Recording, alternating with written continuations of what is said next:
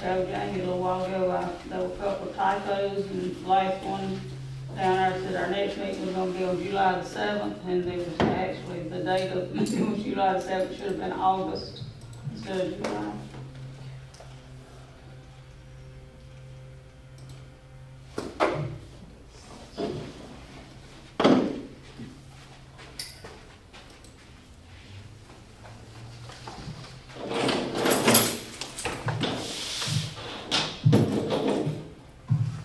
Any other correction to the minutes?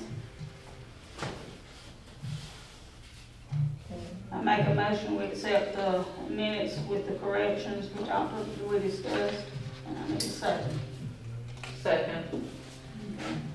All right, now, Dana, I'm gonna turn it over to you and let you. Okay, can y'all hear us okay over there? Okay, awesome. Well, I'm gonna go ahead and let the meeting go to our wonderful gentleman over there.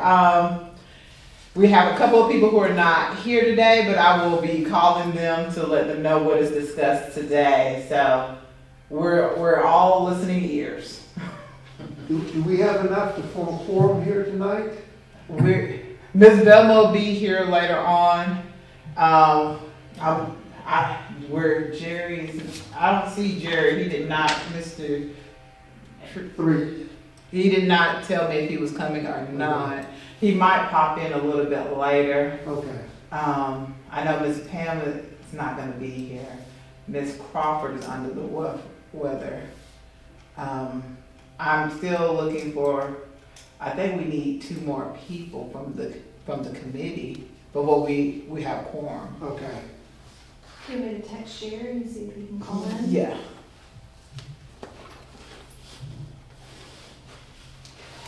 You said Ms. Velma's. She's going to be in but late. Just a little bit late? Okay. Yes. Well, is Rose coming? Or do you know? No, I'm gonna go. It's gonna be honest. I need to give her an email. Cause she's the only one I have to call and I forget sometimes because I'm running.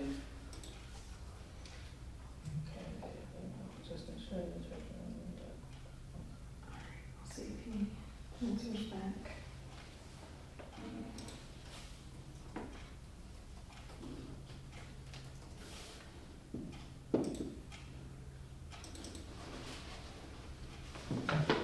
Renita, when you have a moment, if I can make a request to enable screen sharing, we're gonna show a few slides up on the screen. Okay. It's someone with the telephone number right there. I don't know if y'all know that telephone number. Can you announce who you are on the phone, please? 049. Thelma Austin. Okay, that's Miss Austin. Thank you. You're welcome.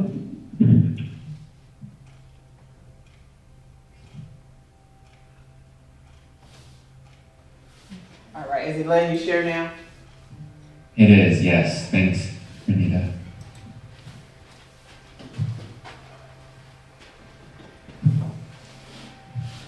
Renita, we can start whenever y'all are ready, or you let us know how you want us to kind of kick things off. Well, if you want to go ahead and get started, and if more people pop in, that'd be great. If not, then we might have to table it, and we can't vote on anything. But we're gonna be taking notes so the people who are not here can know all the different things that we might have to change in order to be within budget.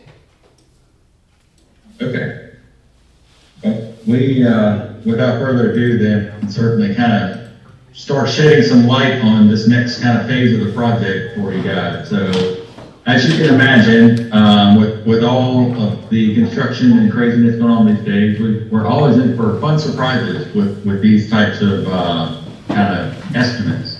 And so we got the estimate back, and the numbers were definitely high, and we had to kind of look into them. So that's what we've been doing for the past week or so, is kind of looking further into the numbers and talking with our consultants and kind of going through sort of the numbers in more detail to understand where some of the assumptions were made by the cost estimator. So what we had done is we sent out that previous package that you guys were copied on with all the drawings, kind of the preliminary drawings that we showed you, and the renderings and all of those sort of assumptions that we've made about what's going into the project at this point. And that's where the cost consultant then took all of that information and made really kind of an educated guess based on what the market is doing now and what they assume is in the project.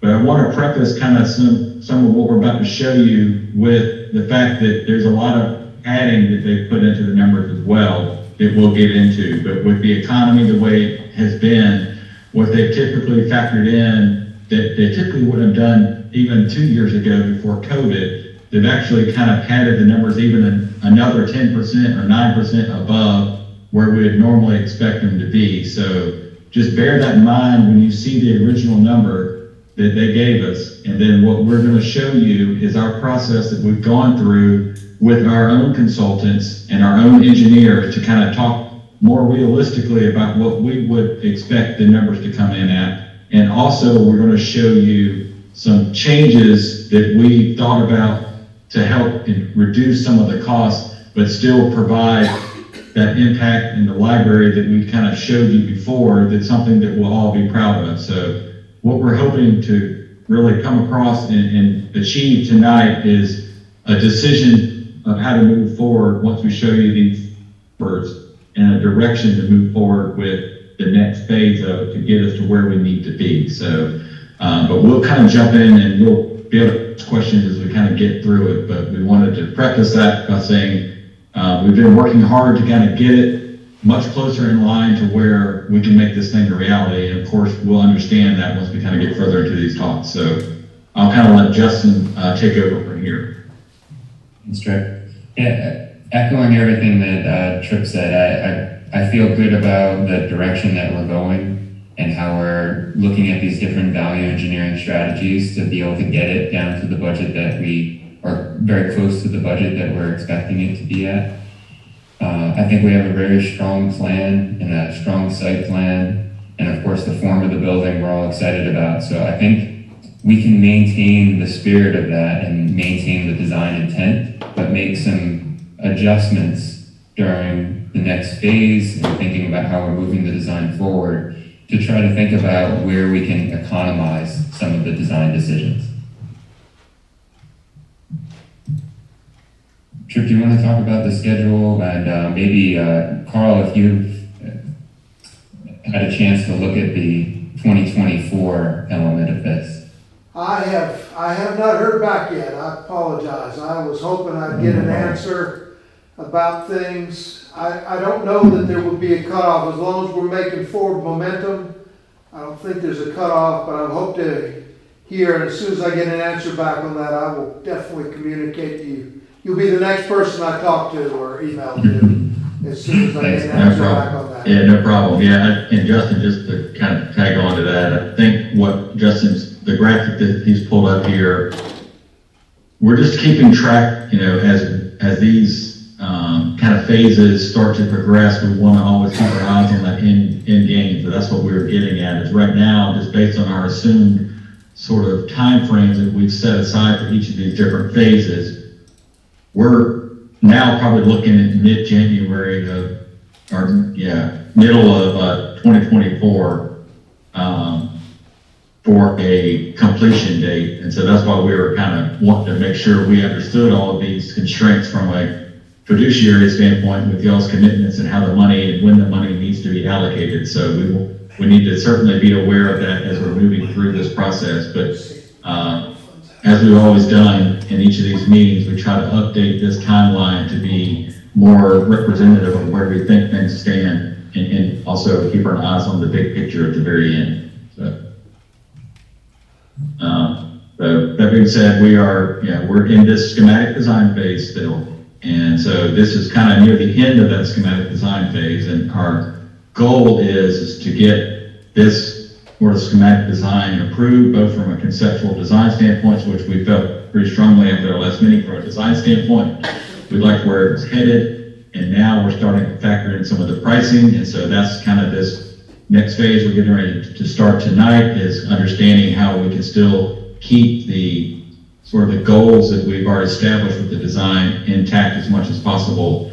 And then if we get to a comfort level with where things stand, we'll move into the design development phase is our next phase. And in that phase, we'll add more detail to the design and more detail to the drawings. And then at the end of this next DD phase, which will be after this phase, we'll have another pricing exercise.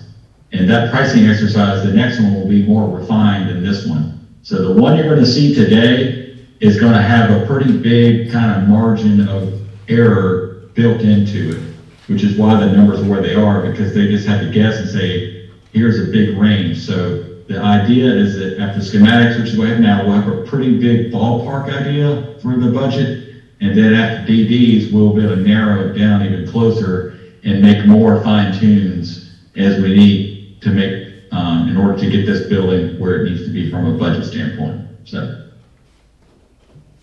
hopefully that makes sense. Okay, so this page is really just meant to be a review of where we stand right now currently with the budget. So this factors in the original budget and so the $50,000 donation and the project contingency. So if we combine our total building construction, our site work, our FF&E, donation and contingency, we have a total of $3.83 million that we're working with, and that's what we're trying to get this cost estimate and this leveling out exercise to arrive close to. So to just tell you the numbers, as a big picture way of looking at this, the numbers below are looking at the building construction, the site work, and FF&E. FF&E is just an allowance right now, but we're still holding the same allowance that we've used since the beginning. The current budget we just mentioned, so the cost estimator, the name is Aiken Cost Consultants, they came in at $6.639 million, which we understand is a lot higher than what we were expecting. And we'll go through in detail of where we see that flex and that padding in the number, especially after speaking to our consultants and then mention contingencies that they have added on to the base number. So we went through that exercise and we looked at what type of contingency might be more appropriate to hold, where we can look to try to trim down some of the more expensive materials, maybe we might trim down and optimize some of the floor plan. And we think that we can get down to somewhere around $4 million. Of course, this is an estimate still as well. It could be higher than that. You know, it may not be much lower than that, but we understand that there's going to be a range still that we're playing with, and especially as we refine it into the next phase. So those strategies that we've been working on over the past couple of weeks are, you'll see in some diagrams, are simplifying the structure. So right now we have some walls that aren't parallel, and because those walls aren't parallel, it means that the different beam sizes that connect those walls need to be unique sizes. Each one is unique. And if we make them parallel, then we can start getting some more repetition in the structure. One of the biggest numbers in the construction estimate was the superstructure itself. So we've been working with the structural engineer to think about ways that we can trim that down, and I think we have a really good strategy. Of course, we can think about optimizing the program in square footage, and then we've been looking at the floor plans, and we've been looking at it in 3D and noticing that there could be some areas that we might be able to tighten up the floor plan and think about maybe does the lobby need to be as big as it is, or does some of the reading room space at the center, that flex space, maybe that could trim a little bit. Nothing that's really noticeable. We're talking about something 5-10%, something on the small side that you won't really notice, but it will make a big difference in the impact of the budget. Reducing the glazing, I think that's, of course, a more expensive building material, so we can look at, we're definitely confident that the design can withstand a reduction in the glazing and still keep that impact that we've had in a lot of those renderings. And a very simple thing, lowering the ceiling. So just by lowering the ceiling in our exercise from 11'6" to 10 feet is 13% of all these different components in the building, whether it's the exterior wall, or the glazing, or the interior walls. So I won't go into a ton of detail on this. I think this is something for anyone who would like to digest on their own, but I'm going to go through in some basic detail and explain that on the left side is the cost consultant's original estimate. On the right side is our value engineered estimate. So we went through, and every cell or every number that's highlighted in yellow is a number that we have adjusted. Whether we've adjusted it because we've spoken to our consultants and they've said, we've reached out to vendors and cost for these materials or cost for this work is really about, let's say, 20% lower than what the cost consultant is saying it is right now. Of course, it might go up a little bit in the future, but it's safe to say that it would probably be lower. Those are the adjustments that we've made. And it's not meant to say that the cost consultants are taking a poor approach or anything like that. It's more that when the cost consultant looks at a schematic design, especially when the civil engineers and the mechanical and plumbing and electrical haven't really done their detailed work yet, they need to make a lot of assumptions. So I'm going to jump down to this part down at the bottom that says worst case scenario contingencies. Can you zoom Just in to a give you little an bit, Justin? example. Please, it's I'm a sorry. little different. I said, could you zoom in a little bit? Oh, absolutely. You're on a Yeah, big I'll zoom in screen, on but that. it's still small from this angle. Oh. Yes. Absolutely. Thank you, sir. Perfect. So this section over here is really just going to give you an example. I'm going to pull over to the side for a second just to show you where these elements are taken from.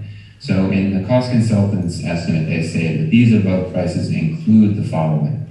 Things like a non-competitive market, infectious disease controls, GC home office, design contingency. So if I look over here, they actually, when we met with them on the phone the other day, they outlined some of these in detail to say, yeah, for design contingency, we're holding 15%. On top of all the numbers they've calculated, they add an additional 15% to that. Then they imagine it's possible that we'll still be dealing with COVID at that point in time, and there is a lot of protocols and longer lead times for trucking or amount of people on site, different reasons why they would want to increase by 9%. Thinking about still with pandemic-related pricing and supply chain issues, they're thinking an additional 10% for a non-competitive market, an additional 3% for a GC home office. So these are things that aren't typical on all projects. Of course, design contingency is always considered on projects, whether it's at 15% or if it's at 5% later on down in the, as the design is more detailed. That of course changes, but some of these other contingencies that they're accounting for are what we're looking at as a worst case scenario, not necessarily an optimistic point of view. So now we're looking at, if I pull down to the bottom here, this is the more optimistic scenario or better case scenario way of looking at it, which is why we're not using this number when we talked earlier about where we think we can realistically bring the budget to. We're looking more at 4 million around plus or minus. But if we take the design contingencies out and we include FF&E and all the other costs that I was mentioning before, this is where the numbers play out to be. So somewhere around 3.5 million. So I'm happy to stop here if anyone has any questions about this, but I do understand it's a lot to take in, a lot of these numbers and the way that they shake out together.